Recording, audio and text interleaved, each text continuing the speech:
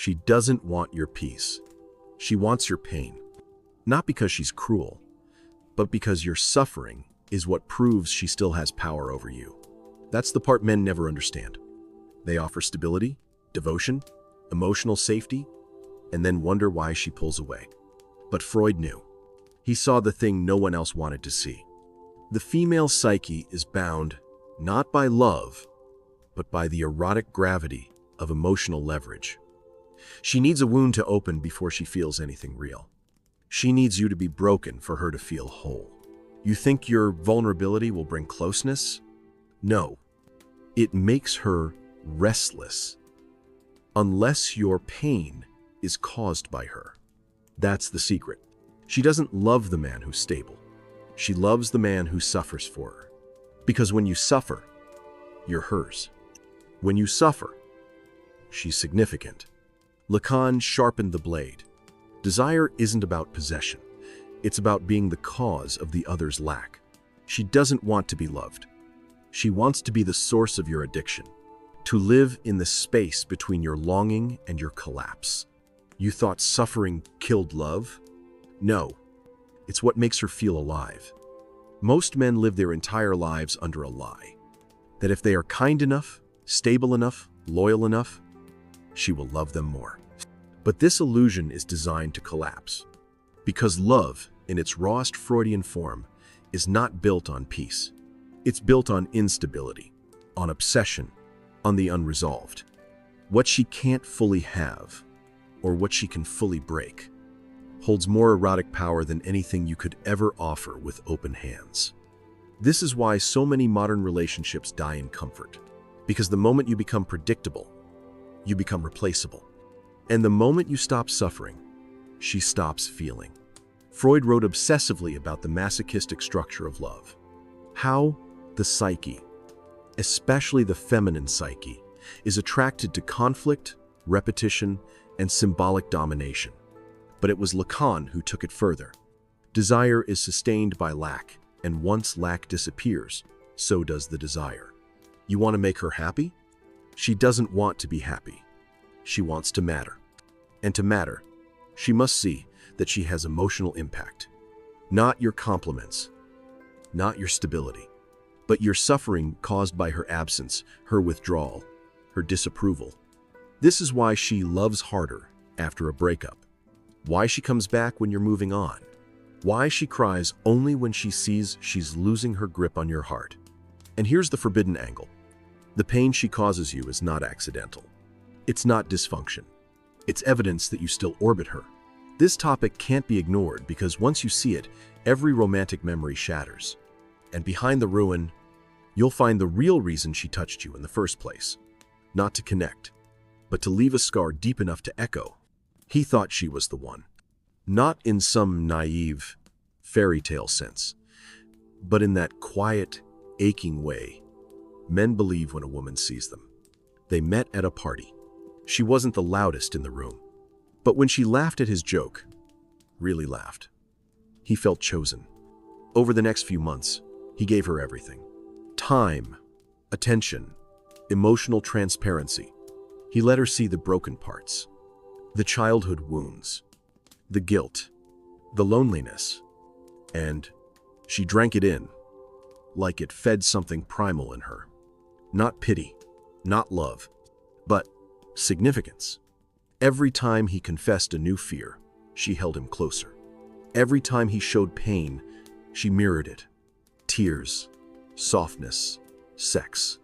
It felt like intimacy. But then something shifted. She started disappearing. First for hours, then days. Cold responses, emotional distance, and always that vague line, "I just don't know what I want right now." He begged. He wrote long messages, trying to understand. He sent flowers, called her beautiful, promised to wait. And the colder she became, the more alive she looked. That's when it hit him. She didn't love him in spite of his suffering. She loved him because of it. Not in a cruel, sadistic way, but in the Freudian sense. She needed to be the one who could reach his pain. She needed to be the cause of it. And the temporary cure. It gave her power. Meaning, control. In those early days, when he was whole and confident, he was attractive, but not addictive, not vulnerable enough to reflect her own shadow back to her. Freud would call this repetition compulsion, the unconscious drive to recreate past wounds in new forms. And in her case, it meant seeking lovers she could wound, then heal, wound again, then rescue. A cycle of control dressed up as affection, a loop of trauma disguised as romance. And it worked, because men like him confuse suffering with sincerity. The more it hurt, the more real it must be, right? But here's the philosophical knife, Lacan adds. Desire thrives where fulfillment fails. She desired him most when he was almost hers. When he was in emotional limbo, desperate, devoted, doubting. Once he was fully hers, she evaporated. Because the desire wasn't about love. It was about being the axis of his suffering, the burning center around which his psyche collapsed. And if you think this is extreme, ask yourself, why does she only text after you've stopped replying? Why does she say, "I miss you," only after you've started to move on? Why does she cry when you no longer care? Because your pain validates her worth in a way your love never could. You offered devotion, but what she craved was proof. Proof that she mattered enough to ruin you. Months passed. He tried to forget her. He blocked her, unfollowed her, deleted every photo, but the ghost remained. Then came the message. "Hey, just thinking of you today." Just 7 words. But they hit like a grenade. He should have ignored it. He didn't. They met for coffee. She cried, said she missed him, said she wasn't ready then, but maybe now. She spoke in that soft, trembling voice, the one that used to make him believe in everything. And just like that, he was back in orbit. She didn't apologize. She performed remorse, not because she meant it, but because his forgiveness was the ultimate confirmation. She still had it, that invisible hook, lodged somewhere in the soft tissue of his self-worth. The next few weeks were bliss. Sex, laughter, intimacy. But it was short-lived, because the game wasn't about reunion. It was about reaffirming control. Once she had him again, once he collapsed back into her gravity, she started pulling away. This time it was faster, colder, fewer messages, excuses, deflection, until one night she said it without hesitation. "I don't think I ever really loved you. I think I was just afraid to be alone." It was calculated, surgical. She said it while looking directly into his eyes. Not with cruelty, but with clarity. Like a scientist observing a subject in a cage. No rage, no guilt, just indifference wrapped in rational words. And that's when he saw her fully. Not as a villain, not even as a narcissist, but as a mirror of his own delusion. Because all along, she never pretended to love him. She just allowed him to believe it. And he did. Because pain makes us believe something is real. But here's the most disturbing part. She didn't enjoy hurting him. She didn't care either way. Indifference is what kills men, not betrayal.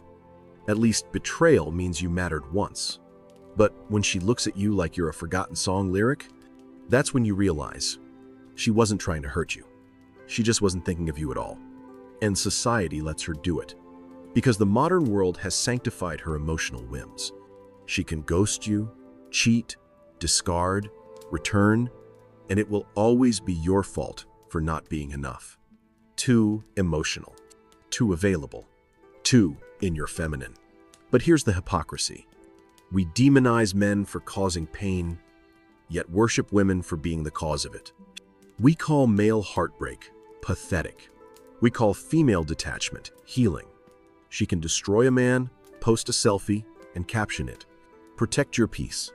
And everyone claps. You want to know what Freud was really saying? Love is not pure. It is ritualized madness. And in her hands, your suffering is not a tragedy. It is a resource. Because as long as you're still hurting, she's still unforgettable.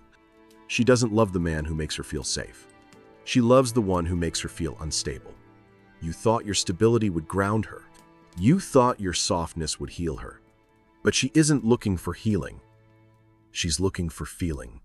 Freud called this the death drive, a pull toward repetition, chaos, self-destruction, not because we enjoy it, but because it makes us feel alive. Lacan sharpened it further. Desire isn't about getting what you want. It's about chasing what constantly escapes you. Here's the paradox.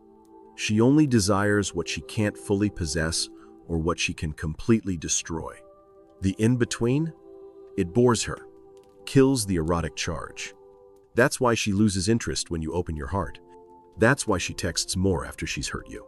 That's why she comes back when you stop caring. Because your suffering is the stage where she proves she exists. Without your emotional collapse, she's just another body. But if you shatter over her, she becomes a goddess, the cause of your descent, the trigger of your madness. And she doesn't need to consciously plan this. Instinct does the work. Evolution does the whispering. She's not evil, but she is dangerous. Because modern culture has stripped away accountability, but left the instincts intact.